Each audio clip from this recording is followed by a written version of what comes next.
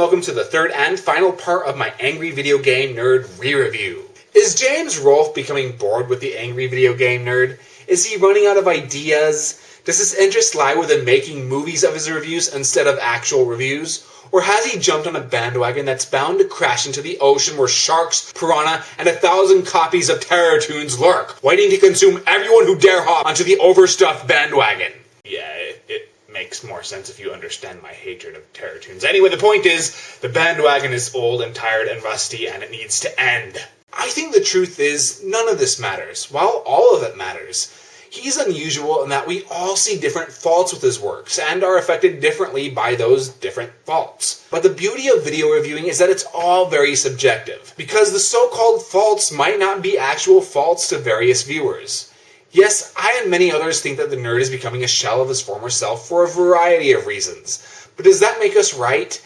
Many might like this new nerd more than ever for just as many reasons, and calling them wrong would be sheer arrogance. Even though they are, many believe that the character's descent into pure fiction gives more ample opportunities for comedy, and that's what really matters. The rise or fall of the nerd comes down to what you want out of his videos. I know I stress this a bit too much, but I really think that the Angry Video Game Nerd is not so much a case of what's good or bad, but what you like or dislike about video reviewing in general. And since I'm becoming tired of this whole trend within video reviewing, I am getting a little tired of the nerd. He's lowered himself into the pit of the trend that he designed. For the record, I like to call it nerdsploitation because angry reviewing is a bit too vague and doesn't really encompass all the cliches that the nerd would begin. He still is probably the best of his clones, and for many, including myself, that might be enough to continue watching his videos. But for many, the best reviewer of a trend that you dislike is not going to mean that much to you. To me, the best years of AVGN were 2006 through 2008.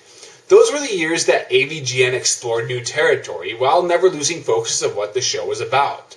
The earlier years, on the other hand, were a bit underwhelming for me, especially by today's standards, while the later years were a bit overwhelming for me. The exaggerations became too exaggerated, the nerd made his first major information blunders with the Castlevania videos, and the Rob the Robot review managed to be both overproduced yet under-directed. But mistakes are easy to forgive, and many might prefer the out-of-control self-indulgent side of the nerd too. Others might prefer his more simple, lightweight reviews from his earlier years. There's no right or wrong answer as to why you should like or dislike the nerd. It comes down to your own convictions as to what makes a reviewer good or bad. You, the viewer, need to follow your own feelings to decide. These mistakes and misfires will happen more and more the longer the show goes on. But do I want the nerd to retire? Not really. It's sort of like a franchise that has become worse and worse, and you know you probably shouldn't be watching it, but you feel compelled to, because even if your fan status has been reduced to bitching, you are still a fan. And I am still a fan of AVGN. So is he bored? Is he losing touch? Has the trend turned rotten?